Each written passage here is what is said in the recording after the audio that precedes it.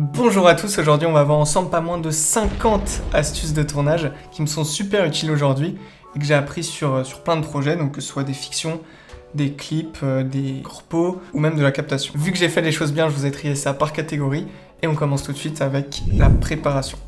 Le premier conseil, on l'entend assez souvent mais parce que c'est hyper vrai, réfléchissez toujours à un fil rouge, une structure de montage avant de tourner. Ça veut pas dire avoir un storytelling poussé à chaque vidéo que vous faites, mais au moins savoir d'où est-ce que vous partez, où est-ce que vous allez, pour éviter que ce soit juste un enchaînement de belles images. Faites systématiquement des repérages de vos décors, ou au moins si c'est pas possible de vous déplacer, demandez plein de photos avec des échelles, c'est-à-dire un être humain placé dans la photo pour vous rendre compte de l'agencement et de l'espace. Si c'est des décors extérieurs, faites ces repérages à peu près à l'heure à laquelle vous comptez tourner, déjà pour vous rendre compte un peu du passage, mais aussi pour éviter de vous retrouver coincé avec au hasard des lampadaires qui ne s'allument pas le soir. Privilégiez les décors où vous avez de la place, parce qu'il n'y a rien de plus compliqué à la réalisation que de tourner dans des décors exigus. Vos ombres se projetteront plus rapidement sur les murs, vos acteurs ne pourront pas beaucoup bouger, et vous ne pourrez pas reculer pour utiliser des longues focales. Le principe de cover set. Donc ça c'est hyper utile lorsque vous faites votre plan de travail avec l'ordre des séquences à tourner, d'essayer au maximum de tourner les séquences extérieures avant les intérieures, pour la raison assez simple de la météo. Par exemple vous avez une séquence de jardin à tourner le matin mais qui pleut, et ben vous pouvez toujours tourner dans la maison en attendant et espérer que ça se soit calmé l'après-midi, alors que l'inverse c'est pas possible. Si vous cadrez pendant une captation d'événements, et encore plus s'il y a du public, habillez-vous en noir, règle de base pour pas attirer l'attention sur vous quoi. Louer du matériel pour votre tournage. Aujourd'hui, on trouve vraiment plein de choses à des prix très abordables qui vont vous faciliter la vie sur les tournages, mais c'est aussi l'occasion de tester des choses, aussi bien d'un point de vue technique qu'artistique. Louer des talkies, ça coûte vraiment pas très cher et ça facilite beaucoup la communication, surtout si vous êtes dans un grand décor. Pensez au transport de ce matériel, surtout dès que vous commencez à avoir des gros projets avec pas mal de matos. C'est tellement plus compliqué de demander à plusieurs personnes de venir avec leur voiture, il y a des choses qui vont pas rentrer. Non, à la place, louer un utilitaire, un truc dédié. Et ça aussi c'est beaucoup moins cher qu'on croit, surtout sur des sites de location entre particuliers. Deuxième partie, le tournage. En fiction, faites des masters, c'est-à-dire des plans qui couvrent toute la durée de votre scène, et ça même si vous avez déjà un montage hyper précis en tête et que vous comptez pas l'utiliser. Parce qu'il vous faut toujours un plan de sécurité au cas où ce que vous aviez en tête ne fonctionne pas au montage. Ne coupez pas trop tôt, laissez toujours quelques secondes à la fin du plan. Pareil, c'est une sécurité au cas où vos raccords ne fonctionnent pas et que vous ayez besoin de rallonger un petit peu un moment pour faire une ellipse ou autre chose. Mettez-vous à hauteur des choses pour obtenir des perspectives plus jolies et pas écraser votre scène. Décollez vos personnages du décor, ça permet d'ajouter de la profondeur, du bokeh, d'éviter les ombres.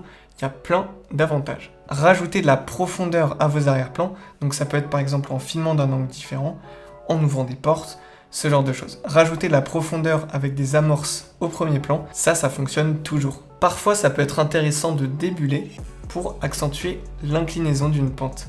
Utilisez un miroir proche et perpendiculaire à l'objectif pour créer de la réflexion.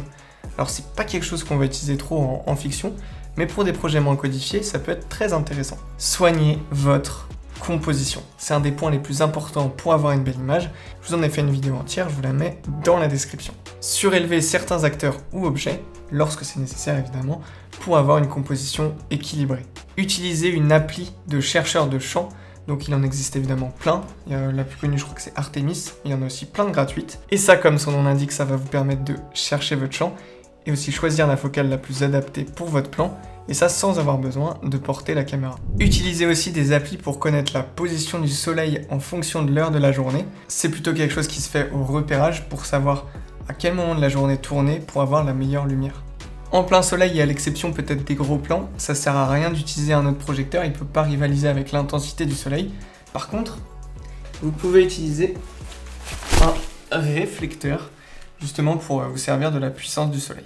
Si vous tournez en plein soleil et qu'il est trop haut dans le ciel, utilisez un cadre de diff pour éviter les ombres disgracieuses sur les visages. Sur certains plans larges, s'ils sont fixes, vous pouvez vous permettre de mettre un projecteur et un pied dans le champ. Il suffira ensuite de faire une passe à vide sans le projecteur, mais qui éclaire toujours à peu près dans la même direction pour conserver la même ambiance de lumière que sur le premier plan. Et ensuite, c'est très facile de l'effacer avec un petit masque au montage. Perchez votre lumière. C'est tout à fait possible et ça se fait même très souvent, à condition de rester à peu près à la même distance tout le temps du sujet pour pas voir les variations de lumière. Et ça c'est très utile surtout dans les plans un peu longs, les plans séquences ou pour éviter justement de placer 10 000 projecteurs. Et c'est un projecteur qui va suivre un peu toute la scène pour rehausser un visage. Et ça permet aussi d'éclairer un plan rapidement lorsque la caméra se déplace à 360 degrés. On s'en fout des raccords lumière, enfin jusqu'à un certain point évidemment, on privilégie les raccords ambiance. Par exemple, un plan en quasi-silhouette suivi d'un plan dans l'autre axe, où l'acteur est cette fois-ci très bien éclairé, choquera plus que juste déplacer le projecteur pour conserver l'ambiance silhouette. Et ça explique pourquoi tourner à 2 caméras complique pas mal la lumière. Utilisez des lampes de jeu dans votre décor, ou d'ailleurs d'autres sources lumineuses, donc comme des néons, des guirlandes, pourquoi pas. C'est très souvent payant visuellement parce que ça augmente le contraste, et l'œil humain aime beaucoup le contraste. Soignez votre décoration avec des jolis accessoires, parce que finalement c'est ça que met en valeur votre lumière, c'est la matière que vous filmez. Pour bien faire ressortir la couleur d'un fond, éclairez-la dans sa couleur. Donc par exemple un fond vert en vert, un tissu rouge en rouge, etc. Utilisez des outils de mesure de l'exposition, donc par exemple l'oscilloscope, le false color ou l'histogramme si vous avez que ça. En fait, ne faites pas tout à l'œil parce qu'il s'habitue très vite à une exposition qu'on lui donne et vous serez peut-être pas capable après de repérer les zones surexposées ou sous-exposées. Préservez vos hautes lumières parce que vous le savez sans doute, en numérique, lorsque vous cramez vos hautes lumières, l'info est perdue à jamais. Bien sûr, parfois c'est pas gênant si c'est un bout de fenêtre ou une lampe dans le champ, mais dans la plupart des cas, on essaye d'éviter de décréter les hautes lumières, quitte à devoir tout remonter un peu en post-prod. Plus vous rapprochez un projecteur d'un objet, plus son ombre portée sera floue, parce que forcément la taille de la source sera plus grande comparée à lui et perdra de sa ponctualité. Donc éloignez vos objets des sources si vous voulez des ombres nettes.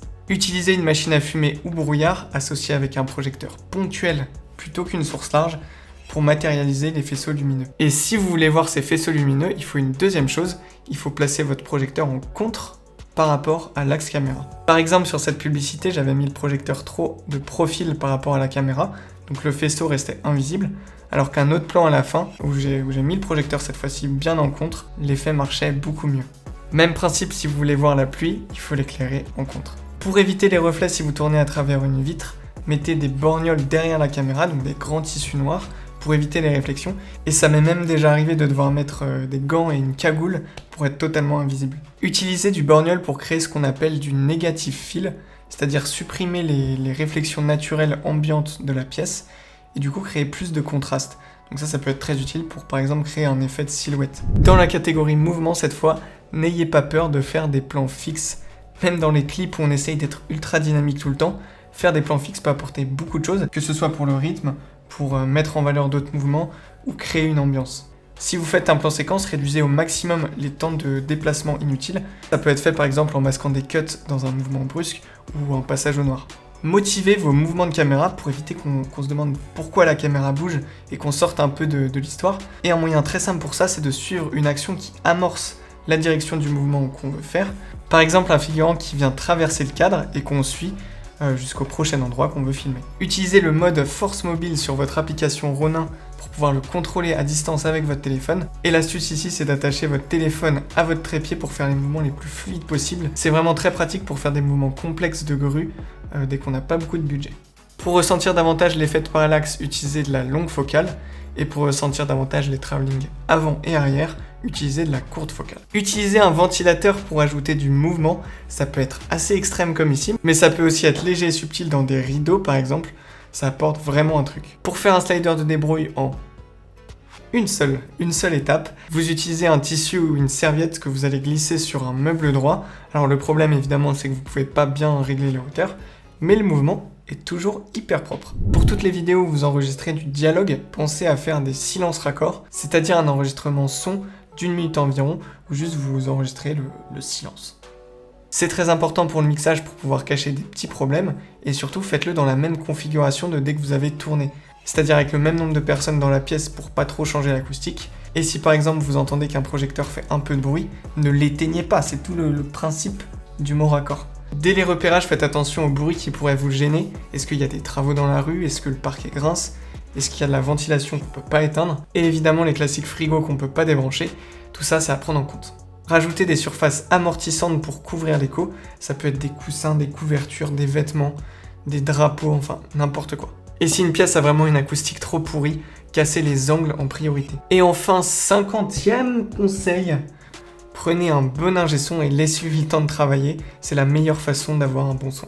Donc voilà, c'était mes 50 conseils que j'utilise sur mes tournages, j'espère que vous en aurez découvert certains. Et si le format vous plaît, dites-le moi en commentaire, je vous en ferai peut-être un deuxième épisode. Bon, peut-être pas avec 50 cette fois-ci, mais croyez-moi, il y a encore de la matière. C'était Étienne, je vous dis à très vite. Ciao.